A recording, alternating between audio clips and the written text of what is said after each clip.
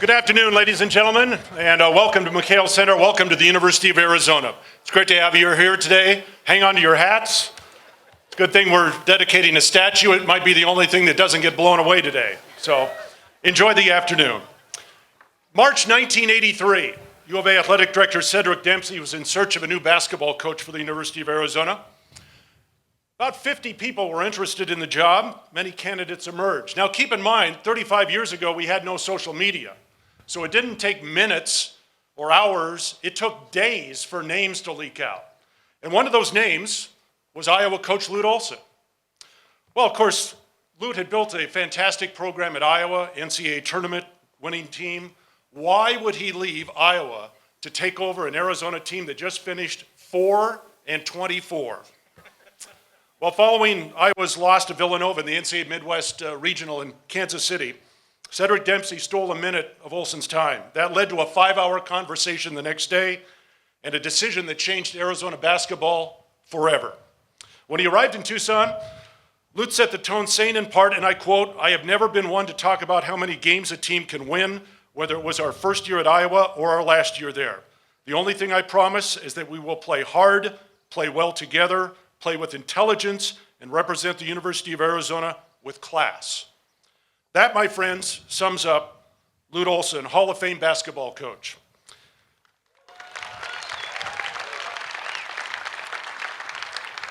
That's also what brings us here today, April 12, 2018, a day that we will unveil a new tribute as we celebrate a great coach and a great man. There are many people to thank today, and the best man to do that is the Vice President of Athletics at the University of Arizona. Please welcome Dave Hickey.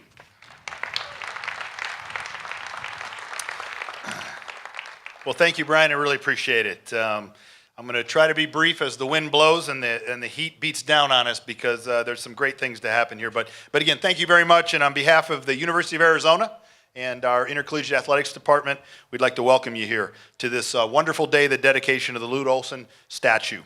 Located here, right here, the front door of McKale Center, adjacent to our Eddie Lynch Athletics Pavilion, and just outside of our Hall of Champions, the Jim Click Hall of Champions. This is a wonderful day for all of us associated with the university, our athletics program, Tucson, Southern Arizona, and quite frankly, the entire state of Arizona. This is an incredible day, truly a historic day, as we honor one of the greatest collegiate coaches ever. A few highlights of Coach's career. Yes, one of the absolute greatest coaches in all of college sport. Just a quick few highlights. He was the leader and head coach of this program for 24 years. Led Arizona to the 1997 National Championship. 4 Final Fours. 23 consecutive NCAA tournaments. He also helped the Wildcats claim 11 Pac-10. For the old-timers, it is the Pac-10 at that time. The Pac-10 championships while earning Pac-10 Coach of the Year 7 times. He was inducted into the Naismith Memorial Basketball Hall of Fame in 2002 and inducted into the Arizona Sports Hall of Fame in 2009. Quite a man, quite a list of accomplishments and many more that are behind each one of those. A very special welcome to the Olsen family and the friends that are with you, the returning players, the assistant coaches, the support staff who were all here during the years that Coach led this program. So glad to have you joining us. I especially want to welcome Lute and Kelly. I'm so glad that you're here today.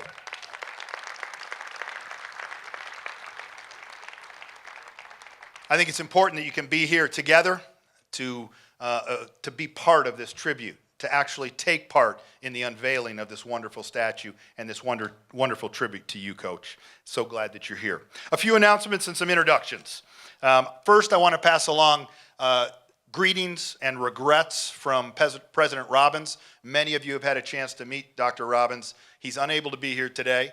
Many of you know that Dr. Robbins enjoys athletics and enjoys sports and is a courtside attendant at basketball. Again, regrets not being here. He's traveling on university business and wanted to pass along his congratulations and greetings as well. I'd like to welcome back a couple of former athletic directors here at the University of Arizona. First, Jim Livengood. Jim is here. Jim. I know I saw Jim earlier. There's Jim. Thank you, Jim. Jim here with his wife, Linda. And then Cedric Dempsey, obviously a legend. There's Ced. Thank you, Ced. Ced's here with his daughter, Nicole. Also, longtime administrator, Rocky LaRose. Rocky. No, Rocky's here. Thank you, Rocky. And her husband, Mike. Former head football coach, Dick Tomey, coach, and his wife, Nancy. Thank you. I'd also like to introduce our basketball coaches here at U of A. Our head women's basketball coach, Adia Barnes. I know Adia. Thank you, Adia. And then our head men's basketball coach, Sean Miller. Sean's here with his wife, Amy. Thanks for being here. You know, placement of the statue, lots have asked about that, was based on a number of factors.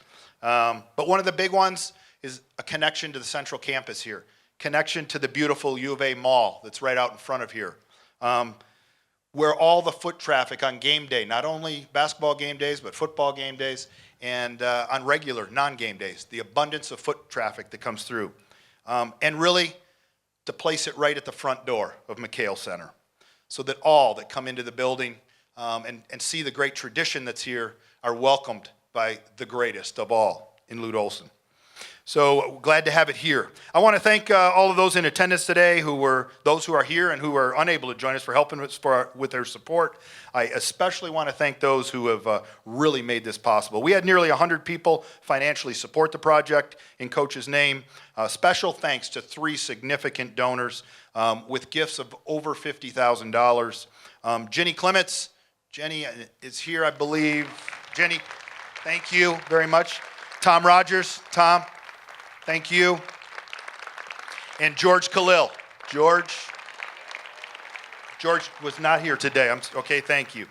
I also want to recognize the CEO of Original Retro Brands, Mark Herman, and Steve Kerr, for joining together and selling replica Kerr jerseys with all those proceeds, as well as a matching gift directly to the program. So again, that was a lot of fun to do, and really appreciate that. All right, a huge thank you to our cross-campus partners and our community partners for their work on this statue.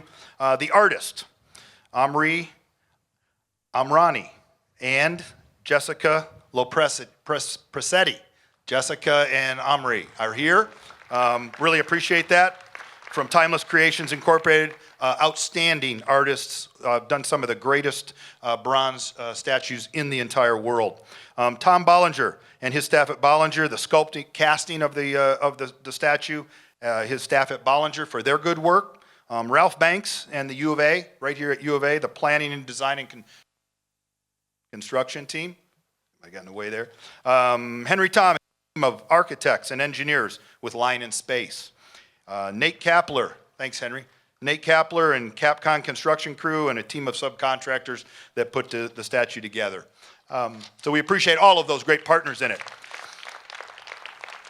I would like to point out that aside from the artist, who again is fabulous, fantastic, the work that they did, all other design, engineering, construction, the actual casting, and bronzing was done here in the state of Arizona. You know, we thought it was only fitting, really, the impact that Coach had here on this state, this university, that we kept that work local, and that was really key to the project. It was a project that many jumped on to support, specifically to support his legacy and the uniqueness of the project. You know, what's been so enjoyable for me is that when I visit with these folks, how personally connected each of them have been.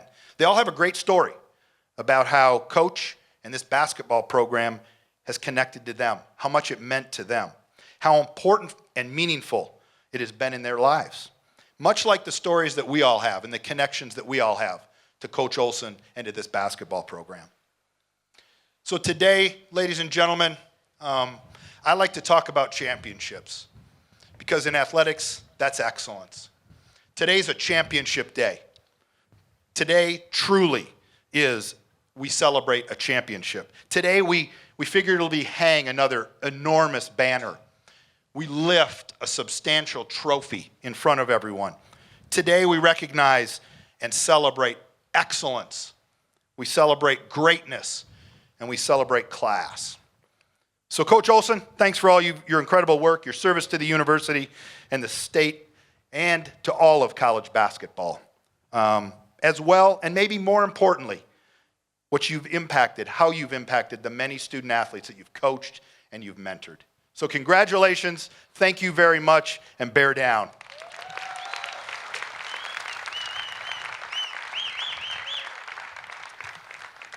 I think Coach Olson arrived, as mentioned, there was a lot of program that needed some players quickly. Sometimes, of course, you go get freshmen. Sometimes you find junior college transfers. And our first guest, and we are honored to have many former players here, is one of those who quickly infused great talent to the Arizona basketball team. Pete Williams grew up in Walnut, California. He was a skinny 6'4" guard at Nogales High School. And when he left junior college, he was a 6'7" forward. He came to Arizona and led the Wildcats, averaging 14.5 points and a conference-leading 9.9 rebounds as a junior. Went on in his senior season to average 12.5 points, 8.5 rebounds, and led the Wildcats to the first of 25 consecutive NCAA tournament appearances. The media guide back in that year referred to Pete as a wiry player who belies appearance with tough and rugged play on the boards. He was drafted by the Denver Nuggets, went on to play in the NBA and later overseas, a two-time All-Pac-10 honoree and inducted into the Pac-10 Hall of Honor in 2005. Please welcome Pete Williams.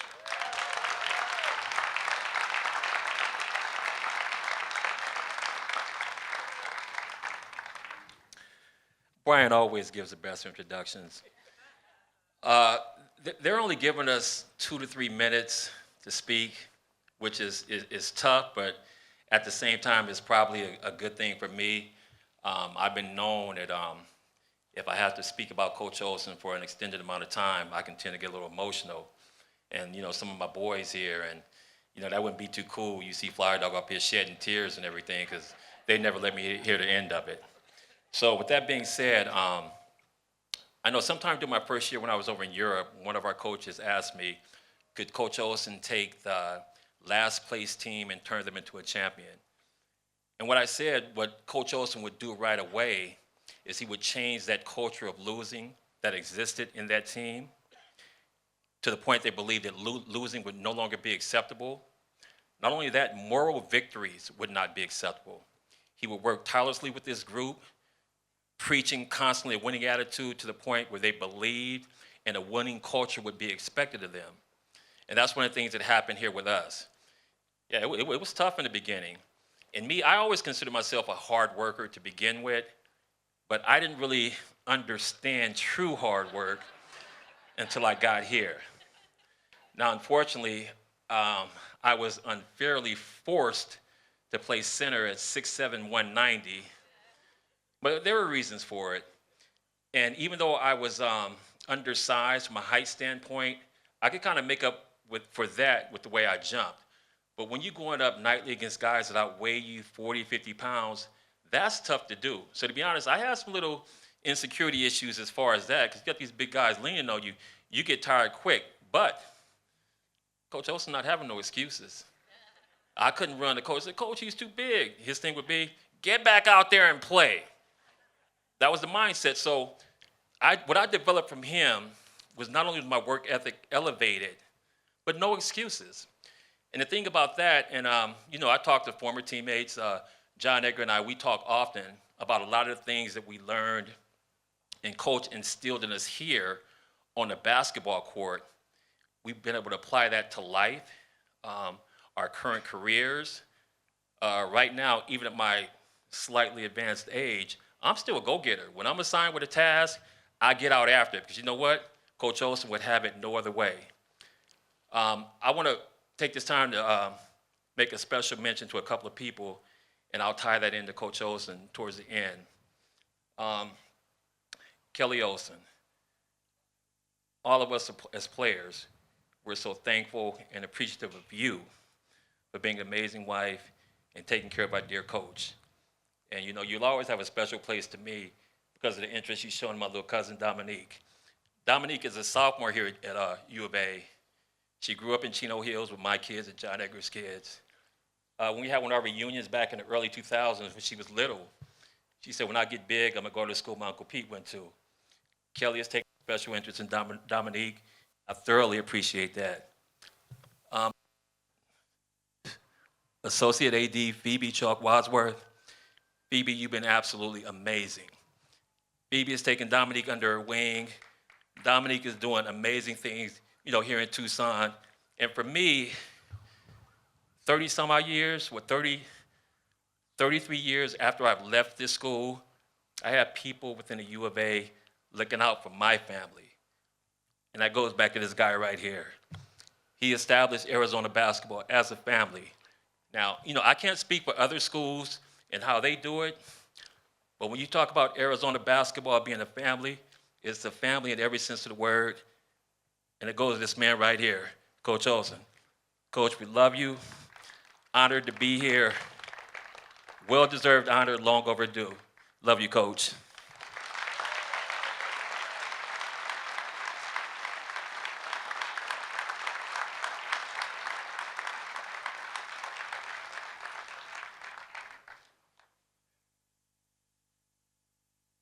Thank you, Pete.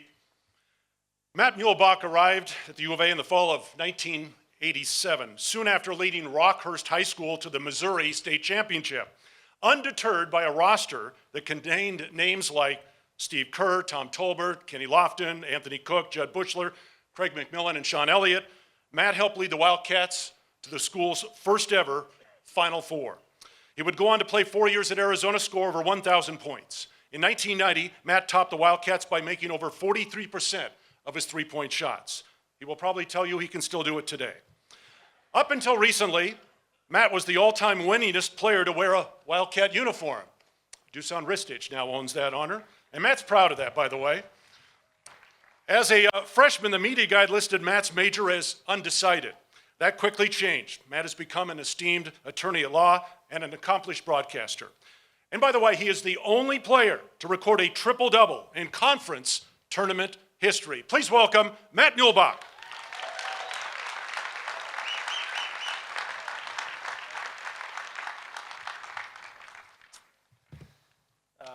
Thank you, Brian.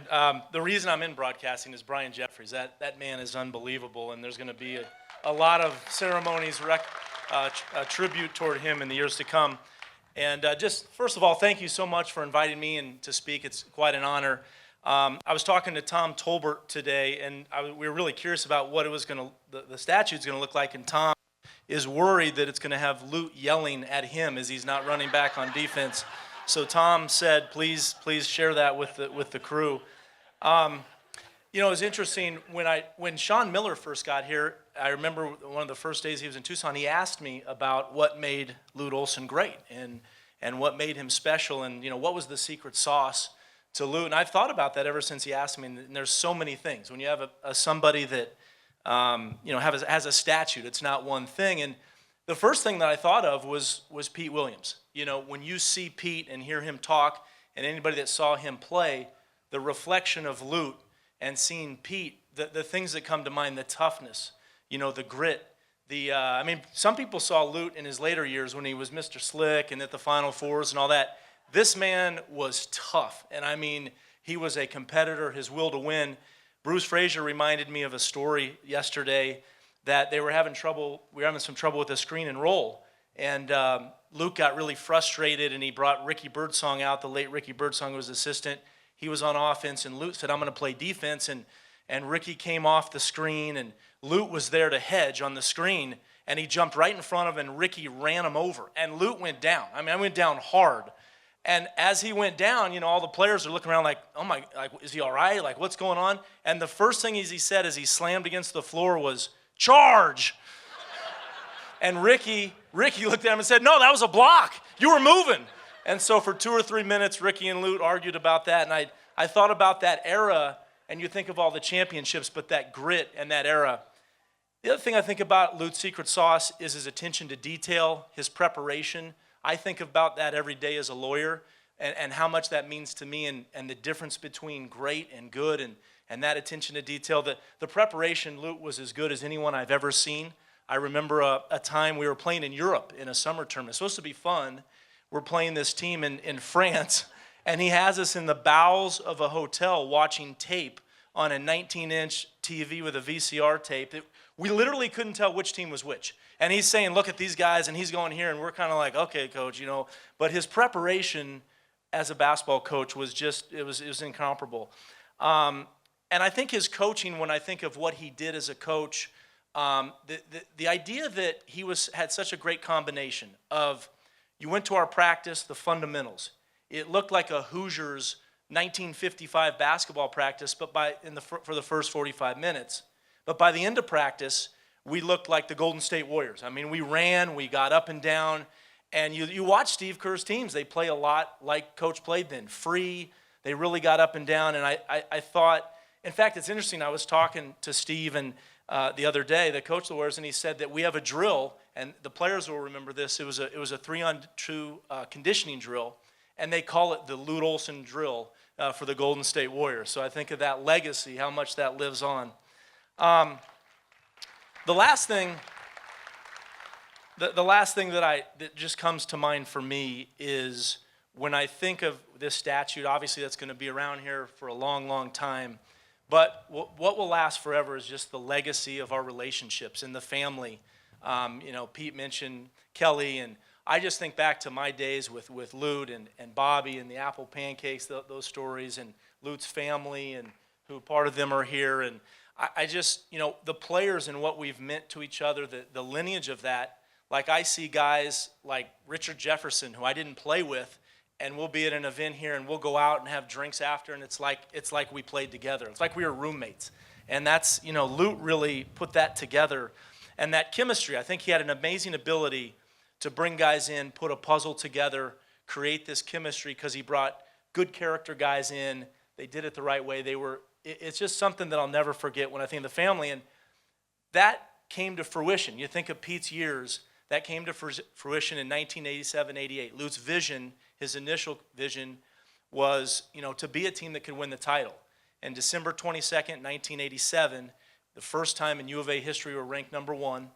We went on that year to go to the Final Four in Kansas City, and I will say it was absolute magic. I mean, it was the city, what he created here, and it wasn't just the team. I mean, it was our team, it was the coaches, it was the managers. I mean, I think they said there's 500 people here, like 400 of them might be the managers from our team. I mean, the managers were unbelievable, but that went to the boosters, the U of A administration, and this community, and really the entire state of Arizona. And Lute had an ability to just tie it together, to connect it. And I think that energy and that feeling, that just palpable energy that we had that year, that vision came to fruition, and then it took off from there. And you'll hear the next speaker, but the next 16, 17, 18 years were as good or better. And it was just something I'll never forget, that contagiousness. So, Coach, on behalf of all the guys I played with, and some of them who aren't here, couldn't be here, guys like Steve Kerr and his lineage of all the coaching trees, coaching in the NBA playoffs, and guys that couldn't be here because of those things, I want to just say thank you and congratulations, and we all love you, and thank you for everything you did for us.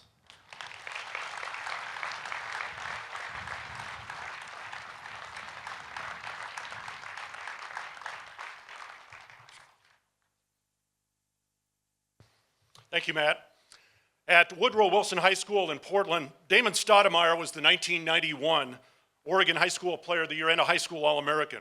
During his freshman season at the U of A, he hit over 40% of his three-point shots. By his senior year, Damon made over 46% of his three-point shots and averaged a team-leading 22.8 points per game. His 45-point performance at Stanford in 1995 is the second most points scored in a single game by a Wildcat. When his U of A career was over, Damon was one of the top 10 scorers in school history and played on the 1994 Final Four team. Damon was then the NBA Rookie of the Year in 1996. He went on to play for 4 NBA teams. His love of the game drew him quickly to the coaching profession, where he worked as an assistant at 3 schools, including a return here to the U of A in 2015. A consensus All-American, Pac-10 Player of the Year award winner, and now head coach at the University of Pacific. Please welcome back Damon Stoudamire.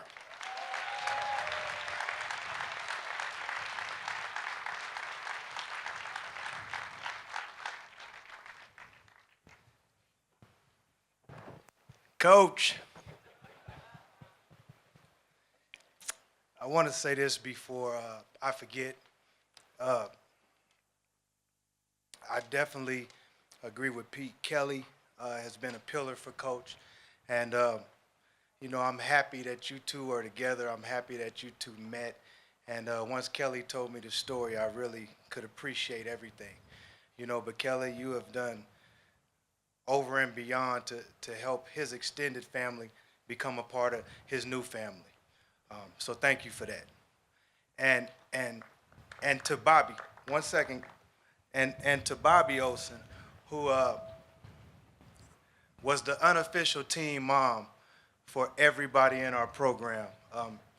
You know, I would be mad at myself if I didn't mention her name, and what she contributed to Coach and who she was, and the reasons why we're here for this dedication. So I just want to mention her.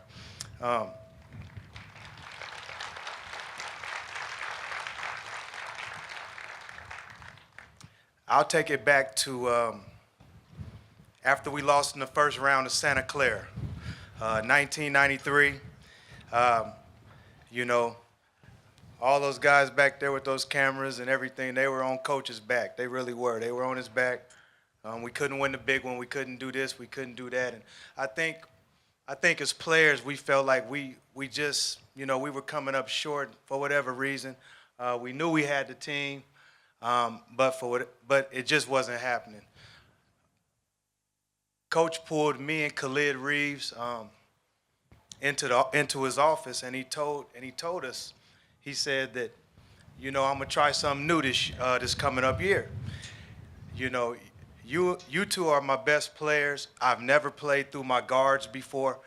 I've always played through my bigs and my wings, and I'm going to play through you guys. I really don't know how this is going to work because I've never done it, but I've been studying and doing some things, and we had an Australian tour that was coming up in the summer, which was great timing for everybody to kind of get introduced to what we were doing.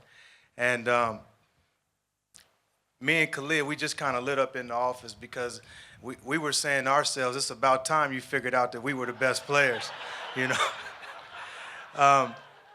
But when we were practicing for Australia, and I know it's a couple of my former teammates over there, they'll tell you we had a ball playing the way we were playing. I mean, we pressed, we trapped, we played with cohesion.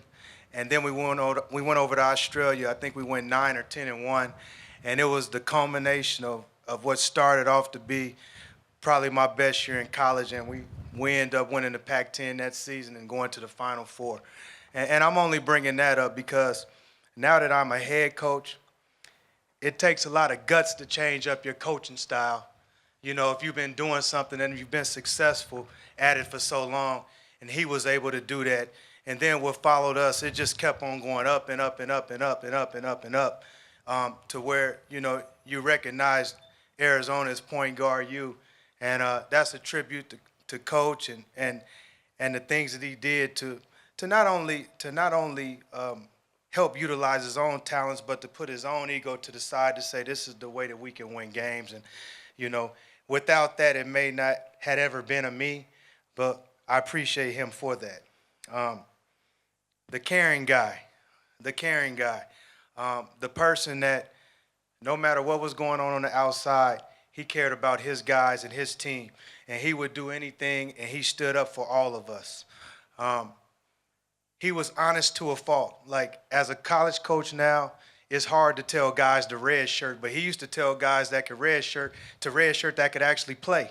But he was like, he needs the red shirt, you know, but some guys bought in, some guys didn't. But this particular moment, we were playing up in Oregon. He always talks to me about it now, and I'm amazed that he even remembers it. When I came to Arizona, I said that we would never lose a game in Oregon, period. We would never lose to Oregon while I was here. And we didn't. We went 8-0. But on this particular time, while he left us in Eugene, he went up to Nike to do all his good stuff. They have a call-in show. And I guess they were calling in, and it was some people being real judgmental of me. the person he called the call-in show. And I know a lot of people here that were here over the course of time knows that Coach was good for that. He'll call a call-in show, and he'll defend not only his players, but he'll defend himself too. And, you know, I had so many people tell me about that. He didn't even tell me, you know, but I had other people tell me, and that's just who he was. The family atmosphere that we always had here, you know, it was special from day one when I took my visit. I knew that I wanted to come to Arizona the moment I stepped off the plane and come on my visit. I knew my mother wanted me here, but once I got here, I knew I wanted to be here. But the thing that was special for me when I got to Arizona was how much the former players came back. You know, Steve Kerr, Sean Elliott, you know, Matt, you know, he had just got done. Like all the guys, Pete was still playing, and Pete came back. Like all the guys came back, and they showed us the way. And I think that was so important for a guy like myself. You know, just like any freshman, you get homesick. Those guys made it easier. So it was easier for me to kind of become a leader as my career went on and evolved. And then even as I started to come back to Arizona, as I talked to the other guys that were following in the footsteps that so many before us had been in. So that was just a great lesson for me, the family atmosphere that he created. You know, the open door policy at his house. You know, Mike Dickerson comes to town. That's like Kelly Olsen's other son. Like Pete said, she makes Mike feel like, doesn't he have a room at you guys' place? Mike Dickerson has a room at the Olsen residence, and they don't know when he's coming, but when he comes, he's just there, you know. And I think that's special, and it says a lot. It says a lot about Coach. You know, I didn't really understand it back then, but I remember we used to go to restaurants that I couldn't even pronounce at the time. And as I gotten older, I remember one particular restaurant, and, you know, Cedric Dempsey's here. Jim Livengood is here. They've been on a couple road trips with Coach, so I think they'll understand this story. So one of Coach's favorite restaurants was Metropolitan Grill, Seattle, Washington. And for those that didn't know, we always went out to dinner, and it was at Coach's request. We had to wear kind of like some slacks and a collared shirt.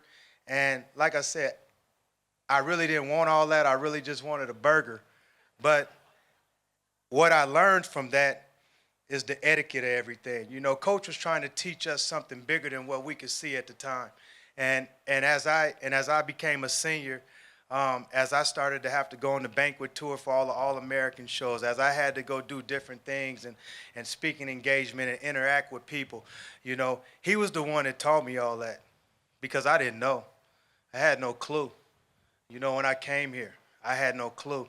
And I really do from the bottom of my heart appreciate all those little things that you did for me. And lastly, because I wanted to know. So by the time I was a senior, Coach, you didn't notice, I snuck in your closet at your house. I snuck in your closet because I wanted to know, did you wear the same blue blazer every game, or did you have a bunch of blue blazers? He had a bunch of blue blazers. But I was really interested in that, you know, and the thing about it, and I'm gonna get off the mic because we were only supposed to be 2 or 3 minutes.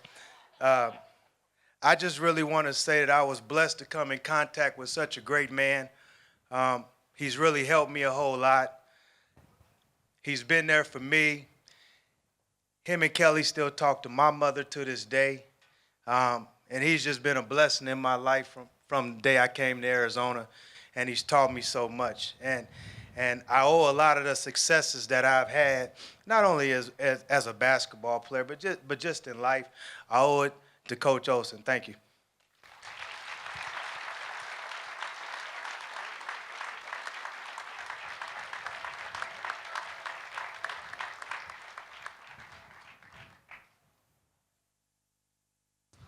All right, thank you, Damon. Thank you, Matt and Pete, 3 great men who exemplify exactly what Coach Olsen has brought to the University of Arizona.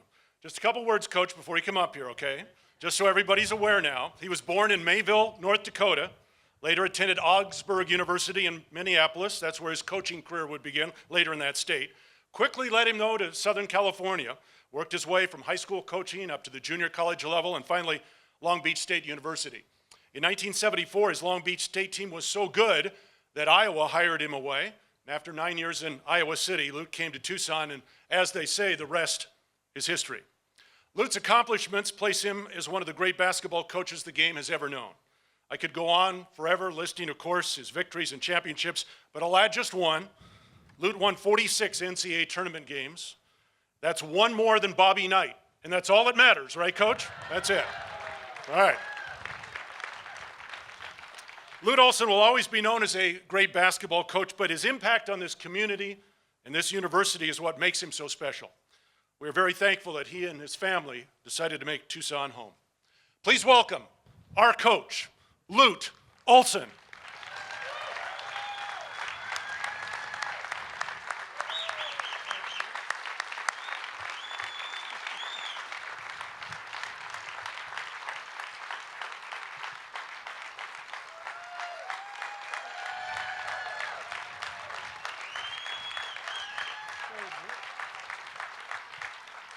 There's one other guy that I want you to recognize, Jason Terry. He's here, I think.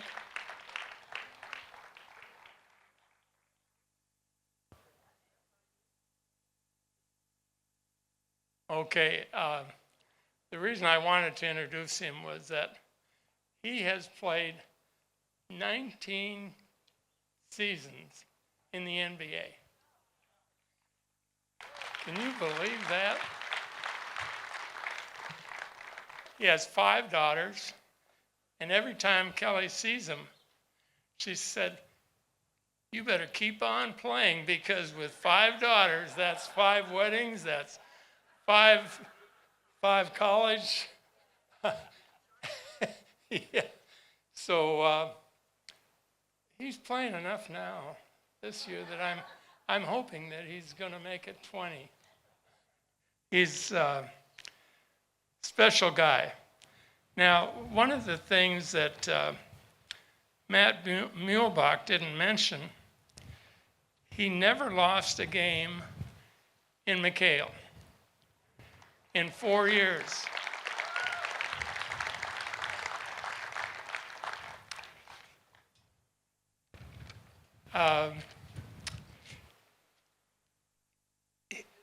I mean, he was special for somebody that wasn't supposed to be all that good.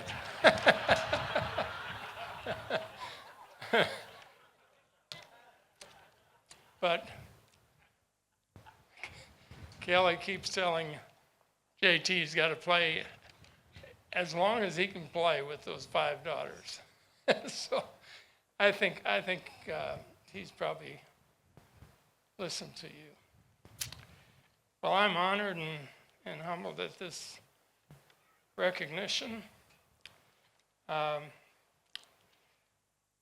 just wonder if they got the hair right on the.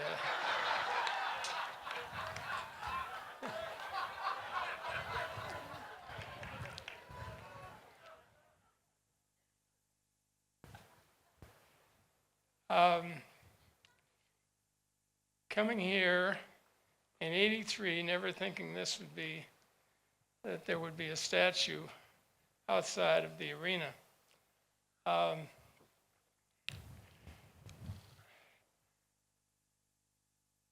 There are so many outstanding guys that I know are here. And of course, the managers never miss a party. So that's always been the case. But I'm humbled and honored to, at this recognition. And when people talk about coming here in '83, I asked them, did you have you ever spent 9 winters in Iowa City? So, they're, and believe me, they are great fans. They still, no matter where I see them, when are you coming home?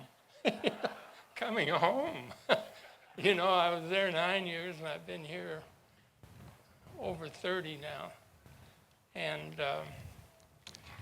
so it's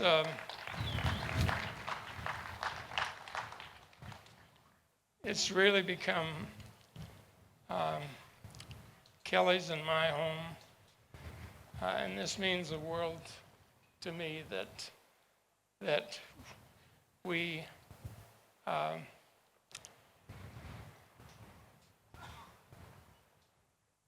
means the world to us that we can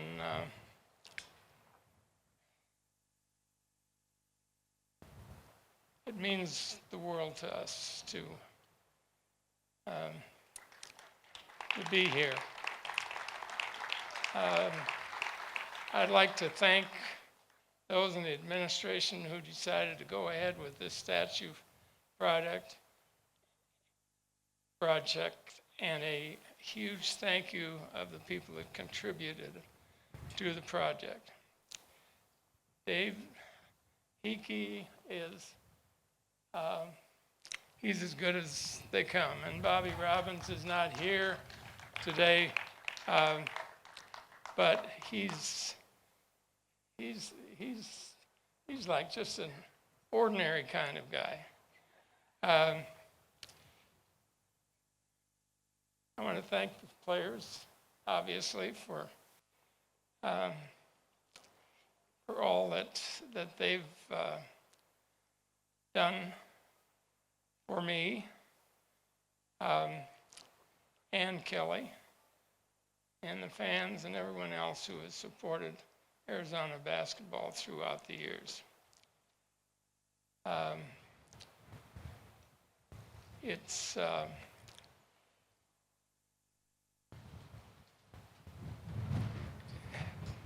It's a huge honor for us to be recognized, and I guess I better say bear down, or you're going to boo me.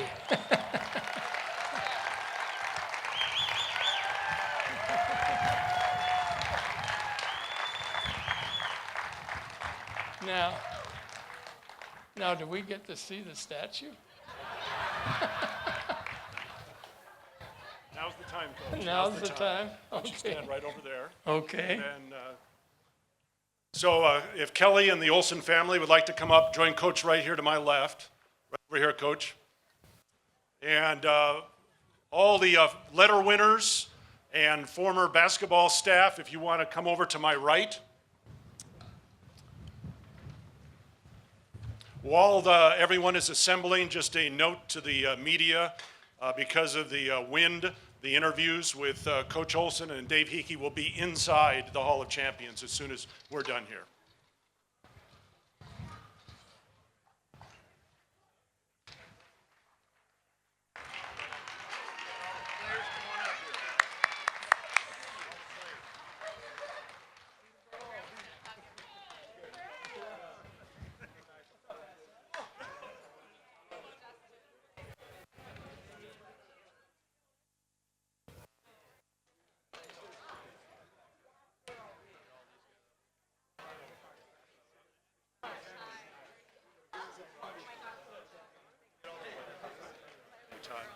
See you. Hey, Court. Hey, Joe.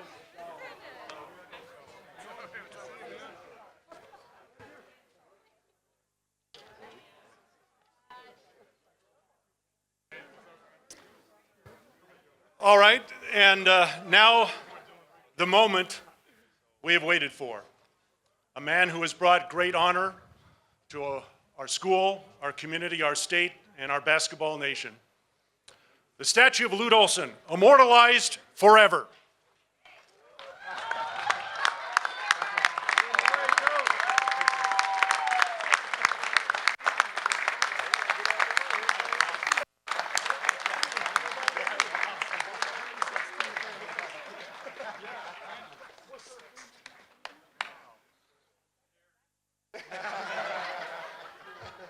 He says the hair is right. Ladies and gentlemen, thank you for being here today. We appreciate your attendance. Please stay, enjoy the afternoon, get a closer look at the statue, and as always, bear down.